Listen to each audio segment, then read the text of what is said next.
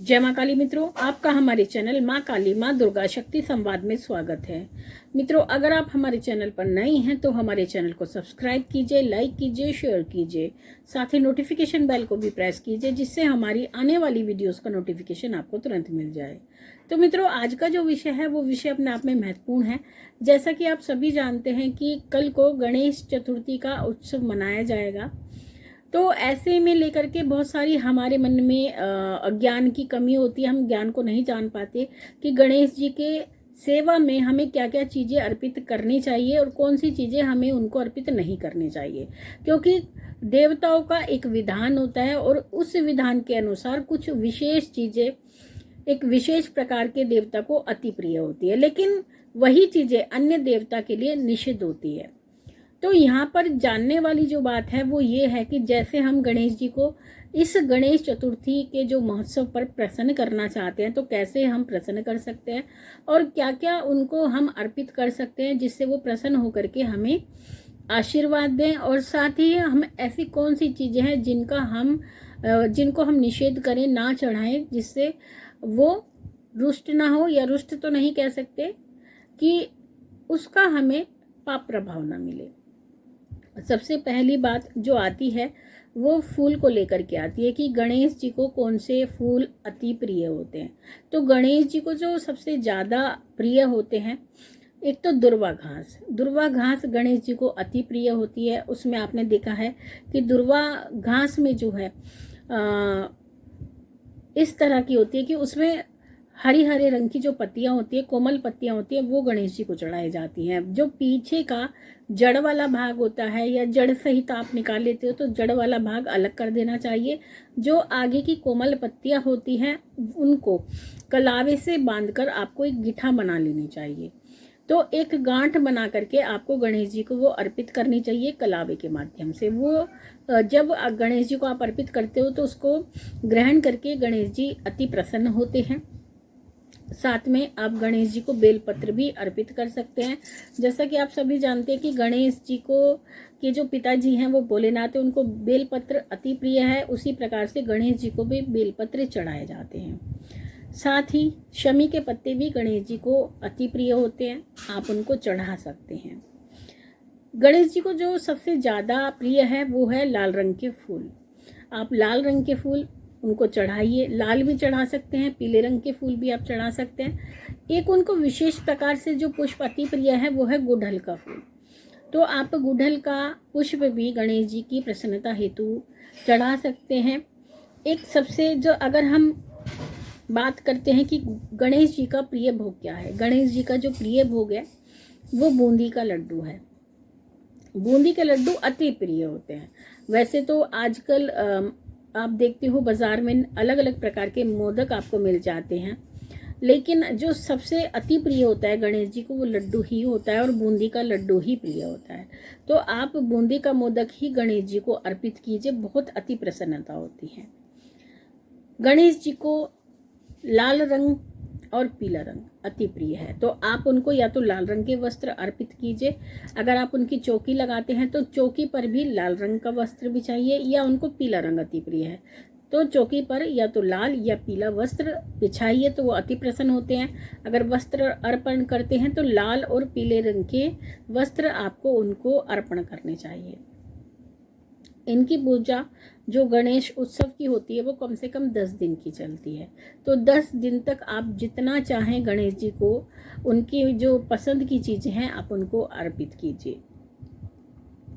गणेश जी को चंदन बहुत प्रिय है। आप गणेश जी को चंदन का लेप कीजिए, माथे पर तिलक कीजिए, उनकी बाजुओं में आप लेप कर सकते हैं, उनके चरणों में आप चंदन का लेप कर सकते हैं। पीला चंदन अति प्रिय होता है, तो गणेश जी को आप चंदन का लेप भी कर सकते हैं। चंदन अपनी यथाशक्ति अर्पित भी कर सकते हैं। अगर हम सामान्य दिनों की बात करते हैं तो गणेश जी की पूजा विशेष रूप से बुधवार के दिन होती है, और जब आप इस गणेश चतुर्थी के पर्व में होते हैं तो जब बुधवार का दिन आता है तो उस दिन आप उनकी विशेष पूजा कर सकते हैं। किसी भी प्रकार के स्तोत्र का पाठ कर सकते हैं। एक दिवसीय संकल्प लेकर के आप कोई भी साधना कर सकते हैं। एक और महत्वपूर्ण बात, गणेश जी की जो प्रवृत्ति है वो सौम्य प्रवृत्ति है।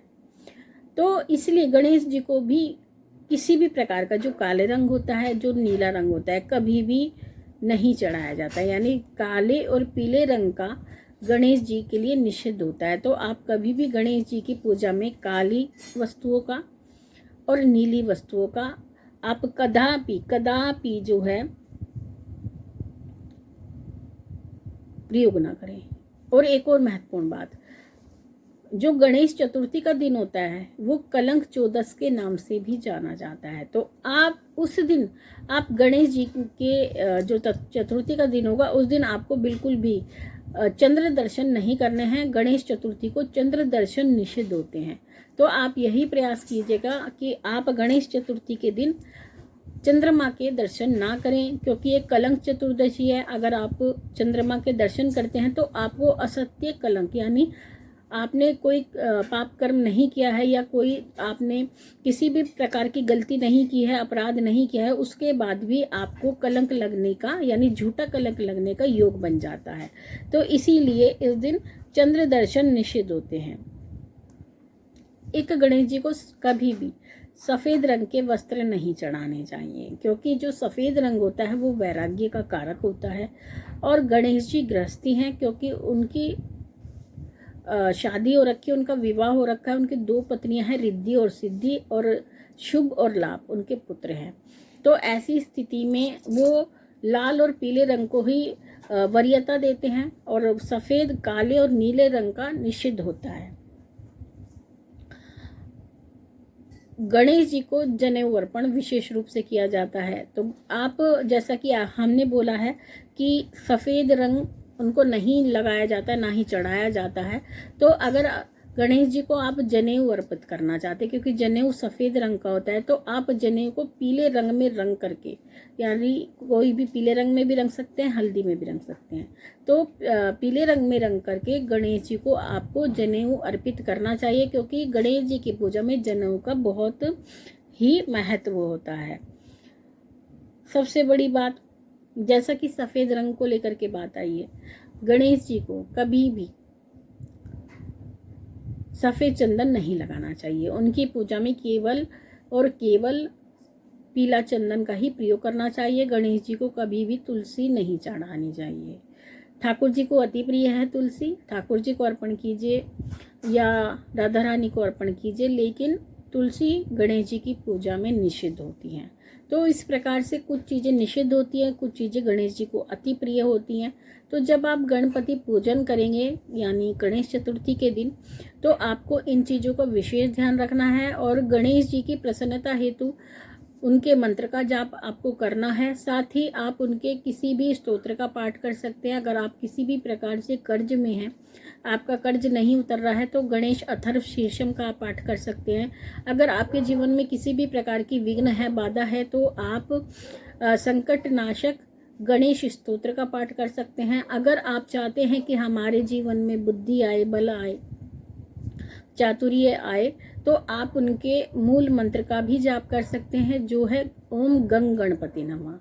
इस मंत्र में जो है गणेश जी का बीज मंत्र है। तो ये बीज मंत्र बहुत ही लाभकारी है। जब आप इस बीज मंत्र का उच्चारण करते हैं तो आपका जो सीधा संबंध है वो गणेश जी से बनता है। तो इस प्रकार से मित्रों, आप उनकी सेवा करके उनकी कृपा प्राप्त कर सकते हैं। और गणेश जी की पूजा के सबसे बड़े यही लाभ है कि वो आपको बुद्धि प्रदान करते हैं, आपके जीवन में किसी भी प्रकार का विघ्न नहीं आने देते, बाधा नहीं आने देते।